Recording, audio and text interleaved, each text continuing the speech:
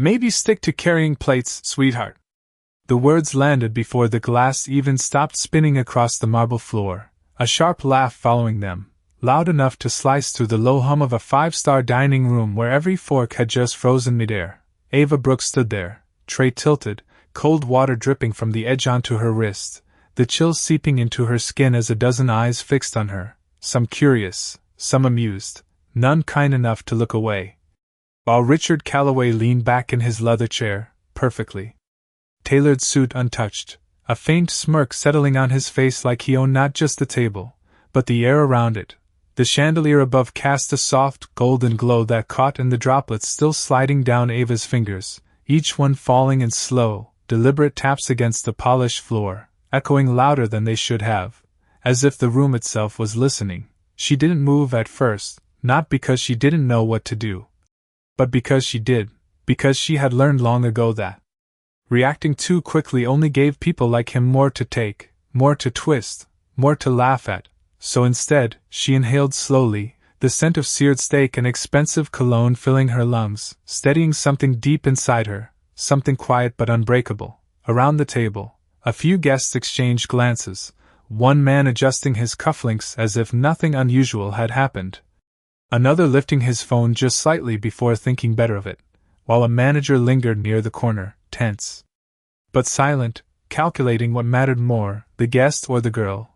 Ava bent carefully, picking up the fallen glass, her movements precise, controlled, as if the world hadn't just tilted beneath her feet, as if her dignity hadn't been tested in front of strangers who would forget her face before dessert arrived. But as she straightened, her eyes flickered, not toward Richard, not yet, but toward the open folder resting near his hand, a contract half-signed, pages crisp and untouched except for the faint indentation of a pen hovering just moments ago. Something in the text caught her attention, not loudly, not obviously, but like a whisper she couldn't ignore, a detail buried beneath polished language and confident signatures, the kind of detail most people would miss, especially in a room where power made people careless.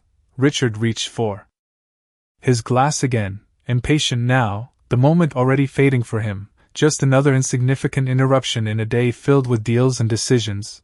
But Ava didn't step away, didn't retreat into the safe invisibility expected of her. Instead, she stood there, the faint hum of the room returning around them, her voice soft when it finally came, almost lost beneath the clink of silverware restarting its rhythm. "Sir, you might want to look at page 14 again."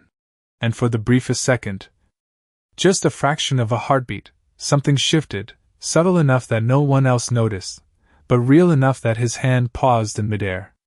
Richard Calloway did not lower his hand immediately, the pen still hovering just above the page as if suspended by something invisible, his brows tightening almost imperceptibly while the faint murmur of the dining room resumed around him, plates shifting, glasses clinking, conversations restarting in cautious fragments. He glanced up at Ava then, really looked at her for the first time, not as part of the background, not as someone meant to pass unnoticed, but as a voice that had interrupted the rhythm of his certainty. And there was something in the way she stood, not defiant, not apologetic, just steady, that made his jaw tighten slightly. "Page 14? He repeated, his tone quieter now, edged with irritation but softened by a flicker of curiosity he could not quite suppress, while one of his associates leaned forward, a faint chuckle slipping out as he shook his head. "She probably misread it, Richard. These documents are not exactly light reading." But Richard did not laugh this time. Instead, he flipped the page with a slow, deliberate motion, the crisp paper sliding beneath his fingers as his eyes scanned the lines, at first casually, then again, slower, the muscles in his face shifting as something subtle began to surface beneath the polished language. Ava remained where she was, hands loosely clasped now, the dampness on her skin cooling under the air conditioning, her heartbeat steady but present, a quiet rhythm against the noise of the room, while the manager took a cautious step closer, clearly unsure whether to intervene or retreat. Seconds stretched longer than they should have, the kind of silence that did not belong in a place designed for comfort and indulgence, and then Richard's pen lowered slightly, not to sign, but to rest against the paper as his eyes narrowed at a single paragraph buried in the center of the page. Across the table, his associate leaned in again, this time without the easy confidence from before. "What is it?" he asked, but Richard did not answer right away, his gaze moving back and forth across the clause as if reassembling something he had nearly missed, something that did not align with the version of control he believed he held. Ava watched the shift without expression, not triumph, not relief, just a quiet acknowledgement of what she had already seen, because for her this was not about proving someone wrong, it was about preventing something that should not happen. A faint exhale left Richard's lips, barely audible, but enough to signal the change, and when he finally looked up again, the room seemed to lean with him, waiting, the earlier laughter now distant, almost unreal, as if it belonged to someone else entirely. The air at the table shifted in a way no one could quite explain, subtle but unmistakable, like the moment before a storm breaks across a clear sky, and Richard Calloway felt it first, not in the room, but in his chest, a tightening that did not belong to confidence, his eyes still locked on the clause as the words seemed to rearrange themselves into something sharper, something far less harmless than they had appeared just minutes ago. He traced the line again with the tip of his pen, slower. This time, his lips pressing into a thin line as the realization settled in piece by piece, the kind that does not arrive all at once but builds, quiet and heavy, until it cannot be ignored. Across from him, his associate shifted in his seat, the earlier amusement gone, replaced by a faint crease in his forehead. "Richard?" he said again, softer now, but still there was no immediate response. Ava remained still, her presence almost blending back into the room, but not entirely, not anymore. Because something had changed, not in her, but in how she was being seen, even if no one had yet acknowledged it out loud. The manager stepped closer now, lowering his voice. "Sir, is everything all right?" But Richard lifted a hand slightly, not to dismiss him, but to hold the moment in place, to keep the noise from rushing back in too quickly. Another page turned, then back again, his movements no longer casual but precise, deliberate, as if each second mattered more than the last, and then finally, he exhaled, a quiet release that carried more weight than any words spoken so far. "This clause," he said, almost to himself, his voice lower, stripped of the earlier sharpness. "It transfers full liability after execution." And the table went still again, not forced this time, but naturally, as understanding began to ripple outward. His associate leaned in closer, eyes scanning the page now with urgency, his expression shifting from confusion to something closer to alarm, while the faint sounds of the restaurant faded once more into the background. Richard's gaze lifted slowly, not to the man across from him, but to Ava, and there was no laughter in his eyes now, no trace of the easy superiority that had filled the space before, only a quiet, dawning awareness that he had nearly made a mistake he could not afford, not in business, not in reputation, not in control. Ava met his gaze without hesitation, her expression unchanged, not seeking recognition, not expecting gratitude, simply holding the truth where it stood. The seconds stretched again, but this time they felt different, heavier, grounded, as if something invisible had shifted its place in the room, and for the first time that evening, Richard did not look like the man in control of everything around him. The silence did not break all at once, it fractured, slowly, unevenly, like thin glass under pressure, as the associate across the table leaned back, his earlier confidence completely gone, fingers tapping once against the polished wood before going still, while the manager stepped in closer, uncertain now, no longer sure whose side he was supposed to be on. Richard did not look at any of them. His attention still anchored to the document, but his posture had changed, shoulders no longer relaxed, spine slightly forward, as if he was bracing against something unseen, something he had almost stepped into without realizing. He flipped the page again, then back, confirming, verifying, his movements controlled but tighter now, and then he set the pen down, not abruptly, but with intention, the quiet click against the table louder than it should have been. "Who drafted this?" he asked, his voice calm but carrying a weight that pulled every ear at the table toward him, the question not loud, not aggressive, but precise, cutting through the air with more force than any raised tone could have. No one answered immediately, and that silence spoke louder than anything else, the kind of silence that does not come from confusion, but from recognition, from people realizing they may have missed something they should not have. Ava shifted slightly where she stood, not stepping forward, not stepping back, just present. Her eyes steady, her breathing even, as if she had already lived through this moment before it happened. Richard finally looked up again, but this time his gaze did not pass over her. It stopped, held, measured, not with judgment, but with something closer to reassessment, as if he was trying to understand how someone he had dismissed so easily minutes ago could now be standing at the center of something this critical. "You said page 14? He added, quieter now, almost reflective, and Ava gave a small nod, nothing exaggerated. Nothing seeking attention, just confirmation. Across the table, the associate leaned forward again, this time urgently, flipping through his own copy, his breath slightly uneven as he scanned the same lines, and then his expression changed, the last trace of dismissal dissolving into something far less comfortable. The ambient noise of the restaurant returned in fragments, but it felt distant, irrelevant. Like a different world continuing on without them, while at this table, everything had slowed, sharpened, focused. Richard's hand hovered briefly over the contract once more, but he did not pick up the pen, not this time. Instead he pushed the document slightly away from himself, a subtle motion, but final enough to shift the entire tone of the moment. The decision not to sign was not announced, it did not need to be, it settled into the space like a fact everyone could feel, and for the first time that evening, the power at the table no longer came from his voice, his money, or his presence, but from the quiet truth that had been spoken by someone he had almost dismissed entirely. The shift did not sit well with everyone at the table, and it showed in the subtle tightening of jaws, in the way one of the executives straightened his tie a little too sharply, forcing a thin smile that did not reach his eyes as he leaned forward, attempting to reclaim control of the moment that had quietly slipped away. "I think we are overanalyzing a standard clause," he said, his tone measured but edged with urgency, as if speaking faster could restore the balance. "These agreements are structured this way all the time." But his voice did not carry the same weight it had earlier, not after the hesitation that had already taken root.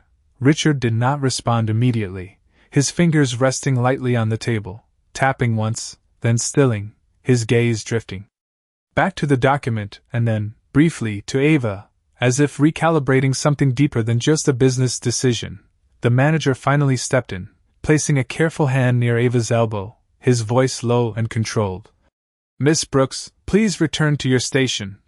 The words polite but firm, carrying the expectation of compliance, of invisibility restored, and for a moment, the room seemed to wait, not for what Richard would do, but for what she would do. Ava glanced at the manager, then back at the table, her expression unchanged, calm, grounded, as if the weight of the moment did not belong to her alone, as if she had already accepted whatever consequence might follow.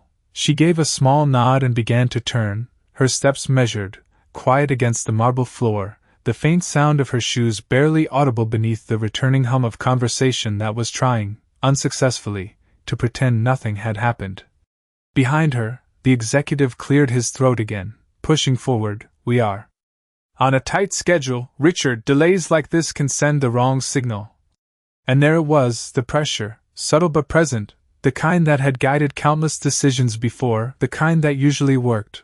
Richard's eyes followed Ava for a fraction longer than necessary before shifting back to the table, his expression unreadable now, but not indifferent, not anymore, and when he finally spoke, his voice was steady, controlled, but stripped of its earlier ease. "No one signs anything tonight." The words landing without force, yet carrying finality that left no room for argument. The executive leaned back, exhaling through his nose, frustration flickering across his face before being quickly masked, while the associate avoided eye contact entirely, already flipping through his copy again as if hoping to find a different answer hidden somewhere between the lines.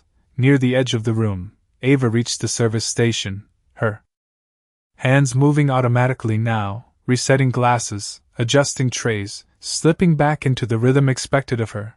But something had shifted in the way the space held her presence, subtle but undeniable, like a note in a song that once unheard could never be ignored again. And at the table, Richard sat still for a moment longer, the untouched contract resting just out of reach. as the weight of what almost happened lingered heavier than any deal he had ever closed. The noise of the dining room slowly reclaimed its rhythm, but it no longer felt the same, as if something invisible had shifted just beneath the surface, leaving every sound slightly out of place, slightly delayed. In the service station, Ava Brooks moved with quiet precision, stacking clean glasses, aligning silverware, her fingers steady despite the lingering chill from earlier.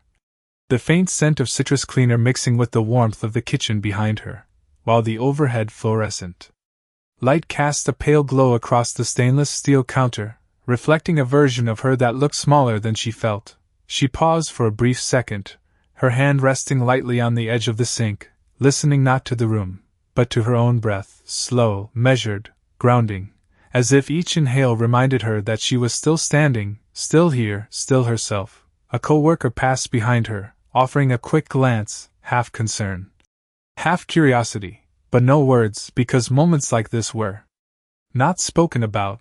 They were absorbed, carried quietly, folded into the long list of things people like her were expected to endure without breaking. Across the room, Richard Calloway remained seated, though the table had begun to dissolve into fragments of polite conversation, his associates speaking in lower tones now, their earlier confidence replaced by careful distance, each of them recalculating, reassessing, as if the certainty that had guided them into the evening had quietly slipped away.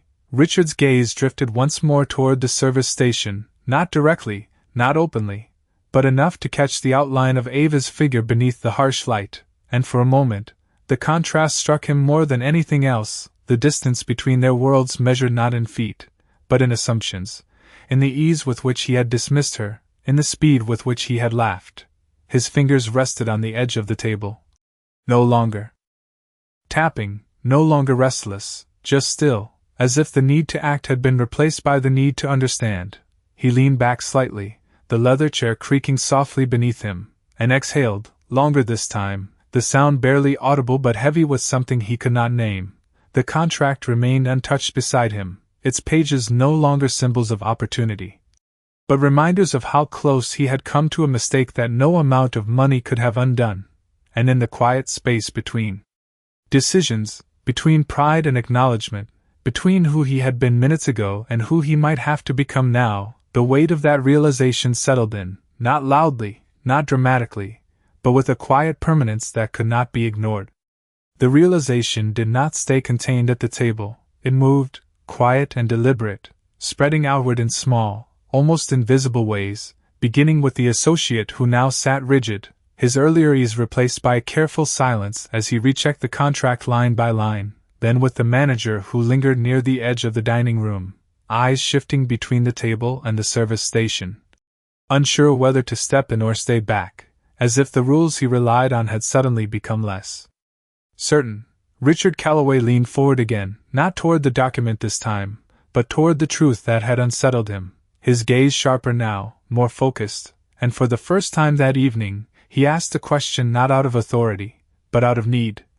"Get me the full draft history," he said quietly to his assistant, who hesitated for half a second before nodding quickly and stepping away, the urgency in her movement betraying the tension that had taken hold. Across the room, Ava Brooks continued her work, but her awareness had not dulled. She could feel the shift without needing to see it, the subtle change in how the air moved, in how the voices no longer carried the same certainty, and she kept her motion steady, placing glasses in neat rows, wiping down surfaces with deliberate care, as if anchoring herself to something tangible while everything else adjusted around her. Moments later, a tablet was placed in front of Richard, its screen glowing softly against the dim light, and he scrolled, slow at first, then faster, his eyes tracking revisions, timestamps, annotations, each detail layering onto the last until the pattern became undeniable. The clause had not always been there, it had been inserted, refined, hidden in plain sight, designed to pass unnoticed until it was too late. His jaw tightened, not in anger, but in recognition, the kind that comes when control reveals its limits, when certainty fractures into something more fragile, and he leaned back again, the leather chair responding with a low creak as he exhaled, longer this time, heavier. Across the table, the associate avoided his gaze entirely now, focusing instead on his own copy, as if distance could protect him from what was unfolding, while the rest of the room continued its careful return to normal, conversations rising just enough to mask the tension but not enough to erase it. Richard's eyes lifted once more, this time directly toward the service station, and there was no hesitation in the way he looked at Ava now. No dismissal, no distance, only a clear, undeniable understanding that the moment had shifted far beyond what anyone at that table had expected, and that the person he had nearly overlooked had just altered the course of something far larger than a single evening. The distance between the table and the service station had never been more than 30 feet, but when Richard Calloway finally stood, it felt longer, measured not in space but in the weight of everything that had shifted in between, his chair sliding back with a soft scrape that drew just enough attention for nearby conversations to falter again. His associates did not stop him, they did not speak, they only watched. Each of them aware that whatever came next did not belong to them anymore. Richard adjusted his jacket out of habit, though the movement lacked its usual precision, and then he walked, steady but slower than before, each step deliberate, as if he was moving through something heavier than air. At the service station, Ava Brooks continued aligning a row of glasses, the faint reflection of her hands repeating across their surfaces, until she sensed him before she saw him, the subtle shift in presence. The quiet change in the way the space held its breath. She did not turn immediately. She finished placing the last glass, straightened it slightly, then looked up. For a brief second, neither of them spoke, the hum of the kitchen behind her, the muted conversations behind him, all blending into a distant backdrop that no longer mattered. Richard's expression had changed completely. The sharp edges of authority softened into something more grounded, more human, and when he finally spoke, his voice was lower, controlled, but stripped of the distance it once carried. "You were right," he said, the words simple, direct, without decoration, yet heavier than anything he had said all evening. Ava held his gaze, not surprised, not relieved. Just present, her posture calm, her hands resting lightly against the counter.